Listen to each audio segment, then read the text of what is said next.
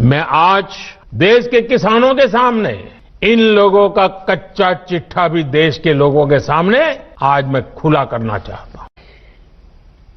ये कृषि सुधार, ये कानून रातों रात नहीं आए हैं।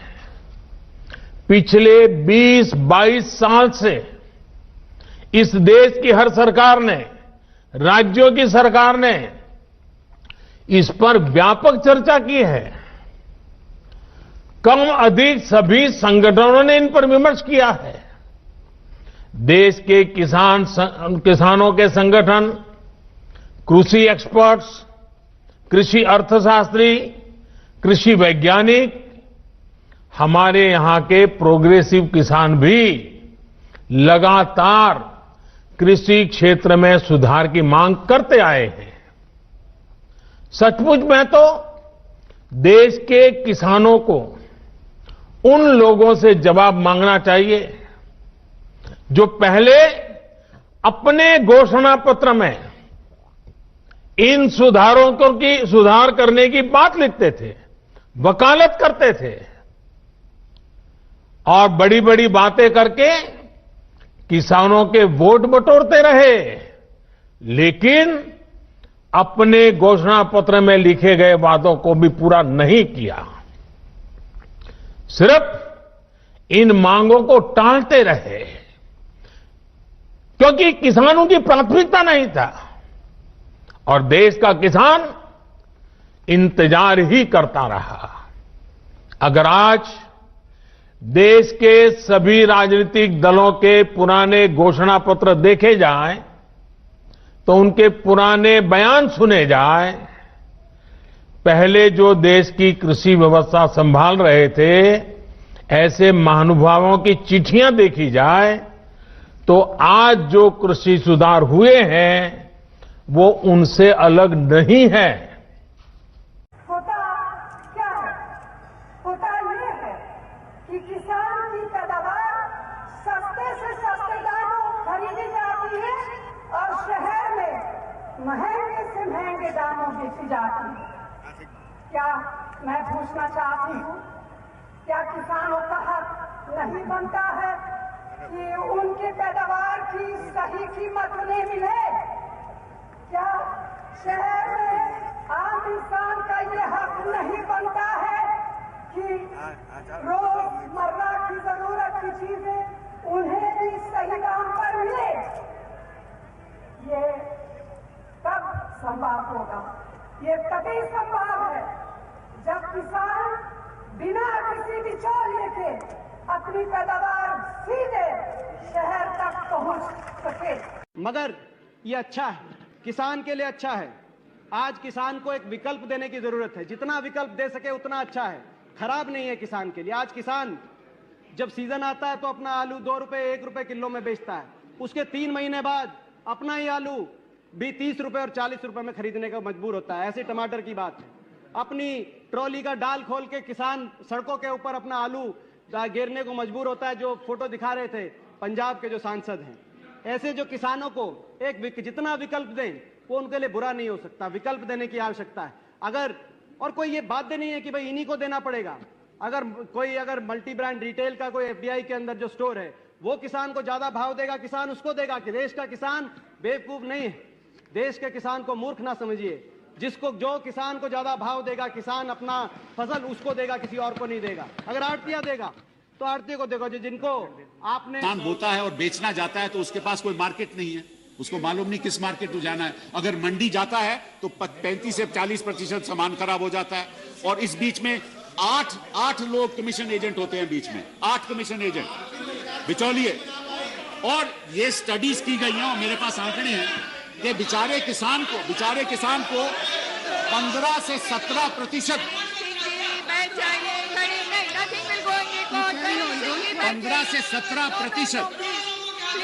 15 से 17% जो माल मार्केट में बिकता है उसका केवल 15 से 17% किसान को जाता है, बाकी बिचौलियों को चले जाता है। तो आप विपक्ष के नेता और विपक्ष दलों को यह तय करना है कि वो किसान के साथ हैं या बिचौलिए के साथ हैं। ये आप तय कर लीजिए। फेडरल स्ट्रक्चर है, लेकिन अगर आप चाहो कि उन प्रदेशों में जहां के मुख्यमंत्री चाहते हैं कि हम लागू करना चाहते हैं, वहां कैसे आप विरोध कर सकते हैं? ये एक नया नियम पैदा हुआ है, एक नया डेफिनेशन ऑफ फेडरल स्ट्रक्चर है कि एक प्रदेश दूसरे प्रदेश को कहेगा मैं तो यहां लागू नहीं करूंगा, लेकिन तुम्हें भी लागू नहीं करने दूंगा। पिछले चुनाव के पहले किसानों को जितने वादे किए थे, उन सारे वादों से भारतीय जनता पार्टी मुकर गई। सबसे बड़ा वादा इनका था कि स्वामीनाथन रिपोर्ट लागू करेंगे। मुझे बेहद खुशी है, आज यहां सारी पार्टियां बैठी हैं, सारी पार्टियां कह रही हैं स्वामीनाथन आयोग लागू होना चाहिए। भाजपा ने पिछले चुनाव के पहले बोला था स्वामीनाथन आयोग लागू करेंगे। स्वामीनाथन आयोग तुरंत लागू किया जाए, किसानों को उनकी फसल का पूरा दाम दिया जाए, किसानों को भीख नहीं चाहिए। किसान अपना हक मांग रहे हैं, जो खून पसीना बहाते हैं उसका हक मांग रहे हैं। अगर किसानों को उनकी फसल के पूरे दाम मिल गए, किसान दोबारा आपसे अपनी कर्ज माफी कराने के लिए कभी नहीं आएंगे। अपना कर्ज वो खुद कर लेंगे, अपने बच्चे की शादी खुद कर लेंगे, अपनी घर में कोई बीमार होगा खुद कर लेंगे। आज किसानों को इसलिए हाथ फैलाना पड़ता है, इसलिए सरकारों के पास आना पड़ता है, क्योंकि उनको अपनी खून पसीने की पूरी कमाई नहीं मिलती। दोस्तों, तो हलफनामा वापस लो, स्वामीनाथन रिपोर्ट लागू करो, और नहीं तो ये जितने किसान आए हैं 2019 के अंदर कयामत ढा देंगे पूरे देश के अंदर तुम्हारे खिलाफ। ये भी पूछ रही हैं, पब्लिकली पूछ रही हैं, हमारे कृषि मंत्री टीवी इंटरव्यू में कह रहे हैं, मैं खुद बोल रहा हूं कि भाई आपको कानून में किस क्लॉज में क्या दिक्कत है बताइए। जो भी दिक्कत है वो आप बताइए। तो इन राजनीतिक दलों के पास कोई ठोस जवाब नहीं होता, और यही इन दलों की सच्चाई है। आज जो किसानों के नाम पर आंदोलन चलाने निकले हैं, जब उनको सरकार चलाने का या सरकार का हिस्सा बनने का मौका मिला था, उस समय इन लोगों ने क्या किया, ये देश को याद रखना जरूरी है। वही बातें इन कृषि सुधारों में की गई हैं।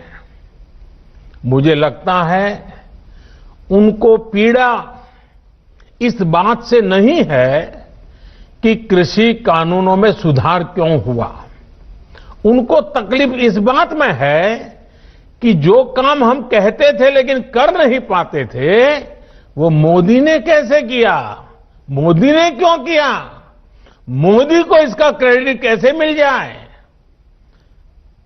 मैं सभी राजनीतिक दलों को हाथ जोड़ के कहना चाहता हूं, आप सारा क्रेडिट अपने पास रख लीजिए। आपके सारे पुराने घोषणा पत्रों को ही मैं क्रेडिट देता हूं, मुझे क्रेडिट नहीं चाहिए।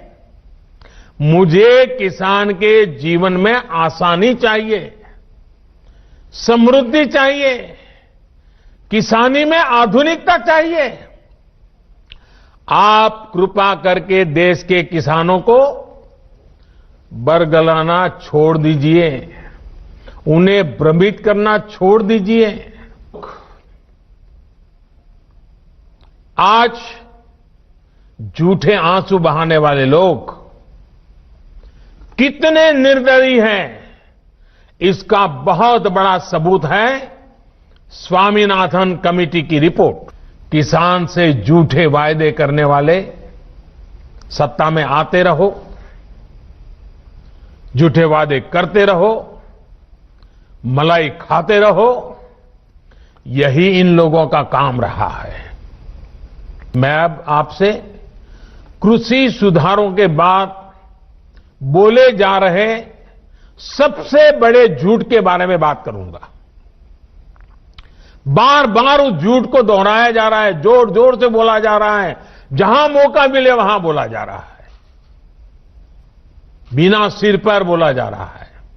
जैसे मैंने पहले कहा था स्वामीनाथन कमेटी की रिपोर्ट को लागू करने का काम हमारी ही सरकार ने किया। अगर हमें एमएसपी हटानी होती तो स्वामीनाथन कमेटी की रिपोर्ट लागू ही क्यों करते भाई? आपने भी नहीं की थी, हम भी नहीं करते। हमने तो ऐसा नहीं किया, हमने तो लागू की। दूसरा, ये हमारी सरकार एमएसपी को लेकर इतनी गंभीर है कि हर बार बुवाई से पहले एमएसपी की घोषणा करती है। इससे किसान को भी आसानी होती है, उन्हें भी पहले पता चल जाता है कि इस फसल पर इतनी एमएसपी मिलने वाली है।